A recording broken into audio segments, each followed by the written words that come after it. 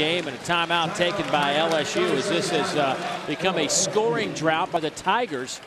It has been almost 4 minutes since the Tigers put a point on the board. And John Brady trying to calm his club down, trying to get him to drive it to the basket more. Well, as we get ready, as Barry mentioned, January 9th, the SEC slate opens up. This LSU club will head to Mississippi State. Some teams will open up 3 days later on January 12th, but for most of the league, it'll be January 9th. And as the East standings look heading into conference play, Vanderbilt, one of 8 teams unbeaten in the country that are left standing. Tennessee, though, 11-1. Florida, well, they've surprised some folks. I think good scheduling by Billy Donovan, knowing that he was a young team.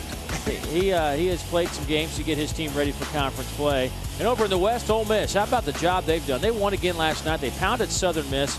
This club is starting to make believers out of a lot of people. The Rebels are for real. Going to Clemson and winning that game, very impressive. And the thing that really sticks out most about the SEC standings is seeing Kentucky at only 5-5 so far.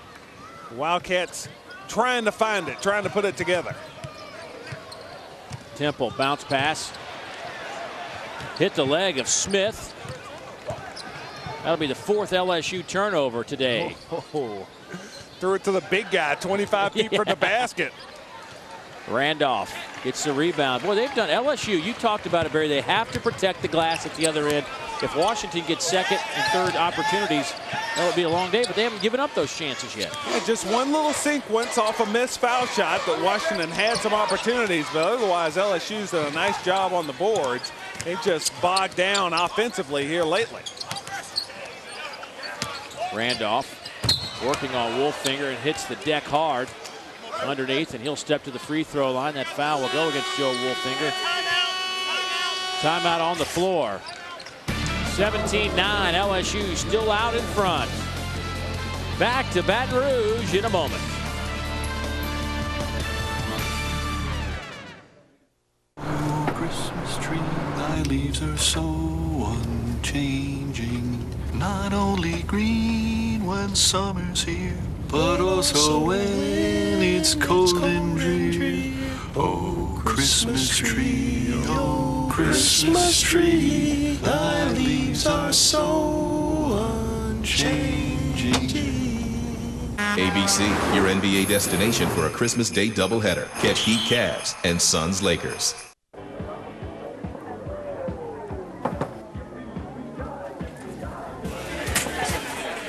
Hey, Tony. Hey, Scott.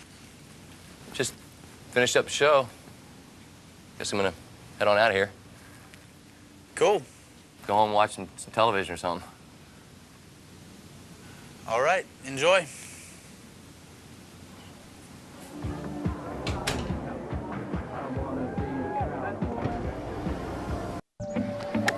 Get your game up to par and maybe even under it with ESPN Golf Schools presented by American Express. One-day programs offered in over 50 cities for players of all skill levels. Sign up today and receive a $400 Callaway Golf gift card. Enroll with your American Express card and get an extra $50.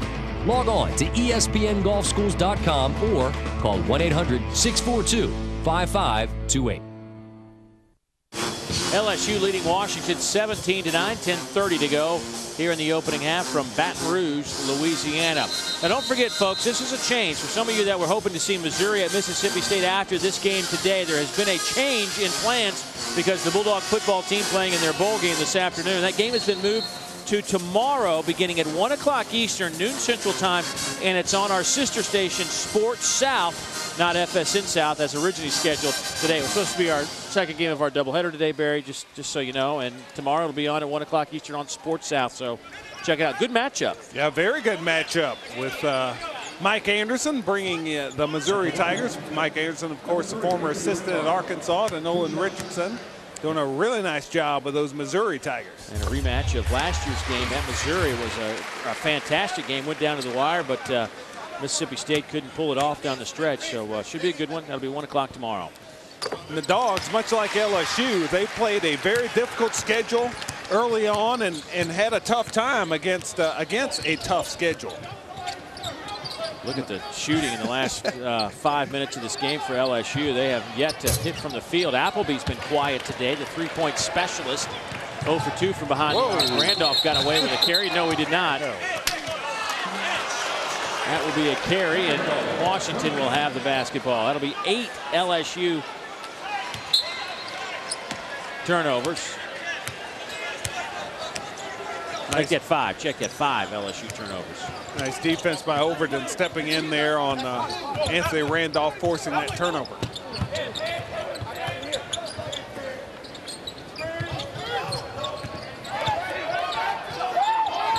Underneath, Brockman. Left it short. And I think the shot blocking duo of Randolph and Johnson really affected Brockman on that. And a hold against LSU on Terry Martin. Boy, this drought is 2 points in what it amounts to about 6 minutes, 5.5 minutes for LSU. What's going on? Is it something that Washington's done defensively? Is there just no sync for LSU? I think LSU, when they went to their bench, they really had a tough time getting good shots, and then they got away from driving it to the basket or passing it into the post to get into the lane. Their offense has bogged down. Both teams' offense has bogged down. I think Washington's has bogged down because of some good defense by LSU. The length of the Tigers really giving Brockman problems inside. That foul on Bo Spencer, the freshman. We're in Baton Rouge for a little SEC Pac-10 college basketball for you at the Pete Maravich Assembly Center. Dave Neal along with Barry Booker. Glad to be with us on this Saturday afternoon. Wolfinger, a little 8-footer from the baseline, goes down. His first basket. Joel Smith, a nice little pass. That was as easy a basket as Joe Wolfinger will get. Unless it's a dunk. Yeah. Terry Martin just pulls up and knocks it down. He's got 2 threes on the day. One thing about Terry Martin, he is going to let it fly. Here's Brockman. And he took a big hop step. Traveling violation. We'll give it back to LSU. Boy, Brockman is really having a hard time against these shot blockers from LSU. He is trying to find his way offensively. Well, you mentioned shot blockers. Randolph second in the league. He has 33 blocks this season. And, you know, his teammate Chris Johnson is third in the conference in blocks. Overall, LSU is third in the country, leading the SEC. And both those individuals you mentioned, Johnson and Randolph, have more block shots as individuals than Washington has as a team on the season. There's the southpaw Randolph. Couldn't get the roll, but the follow by Johnson on cue. Quickly up ahead to Brockman. That's a way to get some points on the board. Just beat everybody down the floor. Yeah, hustle, outrun the LSU defenders. And maybe that layup will get Brockman going. As LSU up 11, everything going their way so far in this one.